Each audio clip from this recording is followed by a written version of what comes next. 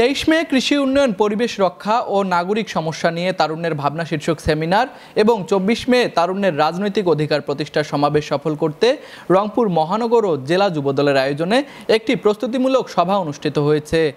আজ বেলা 12টায় মহানগরীর শিমুলবাগ কমিউনিটি সেন্টারে রংপুর জেলার 8টি জেলা এবং 3টি পৌরসভার যুবদলের নেতৃবৃন্দের সাথে এই প্রস্তুতি সভার আয়োজন করা হয়। সভায় রংপুর মহানগর যুবদলের আহ্বায়ক নুরুন্নবী চৌধুরী মিলনের সভাপতিত্বে প্রধান অতিথি হিসেবে উপস্থিত ছিলেন বাংলাদেশ জাতীয়তাবাদী যুবদলের কেন্দ্রীয় সাংগঠনিক সম্পাদক ও সমন্বয়ক কামরুজ্জামান জুয়েল। প্রধান বক্তা হিসেবে উপস্থিত ছিলেন কেন্দ্রীয় নির্বাহী কমিটির রংপুর বিভাগীয় সাবেক সহসভাপতি ও জেলা যুবদলের সভাপতি নাজমুল আলম নাজু। এ সময় সভায় আরও উপস্থিত ছিলেন মহানগর যুবদলের সিনিয়র আহ্বায়ক জহির আলম নয়ন, জেলা যুবদলের ভারপ্রাপ্ত সাধারণ সম্পাদক জিল্লুর রহমান জেমস, মহানগর যুবদলের সদস্য সচিব আতিকুল ইসলাম লেরিন সহ 8টি উপজেলা ও 3টি পৌরসভা থেকে আসা যুবদলের সভাপতি, সম্পাদক, আহ্বায়ক ও সদস্য সচিবরা।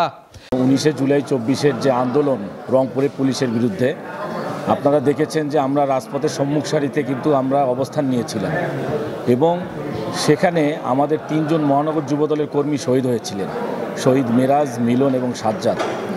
তো আজকে যারা কথা বলে যে বিএনপি, যুবদল, ছাত্রদল রাজপথে ছিল না, তাদের এই ভিডিওগুলো আমার মনে দেখা দরকার এবং তাদের চোখে আঙুল দিয়ে দেখানো দরকার।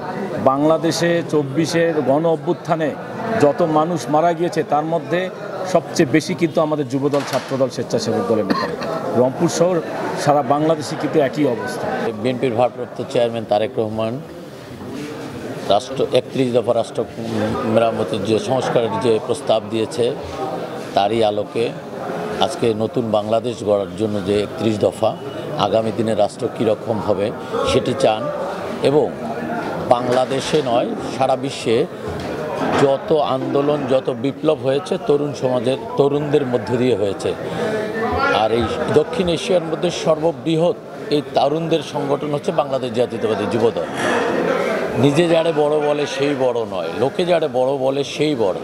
আমরা যে কারণে এই আন্দোলন করেছিলাম বিগত দিনে, সেই আন্দোলনের যে কারণে করেছিলাম, সেই কারণগুলা যে আমাদের ভোটাধিকার, গণতন্ত্র যে প্রতিষ্ঠিত হবে, পুনরুদ্ধার হবে, সেটা কিন্তু এখনও হয় নাই।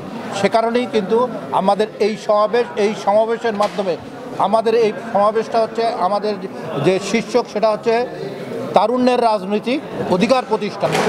সাধারণ যারা রাজনীতিবিদ বা অন্যান্য দল যেটা 1 বছর 2 বছর পরে চিন্তা করে, সেই সিদ্ধান্ত জনাব তারেক রহমান সাহেব 2 বছর আগেই নিয়ে রাখেন।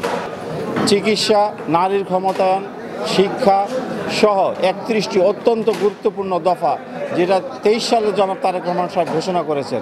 তখন তো আজকের এই রাজনৈতিক পরিস্থিতি ছিল না, তার আগেই জনাব তারেক রহমান সাহেব ঘোষণা করেছিলেন। এবং জনাব তারেক রহমান সাহেব ঘোষণা করেছেন আরও আগে, আমাদের রাজনৈতিক একটি স্লোগান ছিল যে বাংলাদেশ যাবে কোন পথে, ফয়সালা হবে রাজপথে।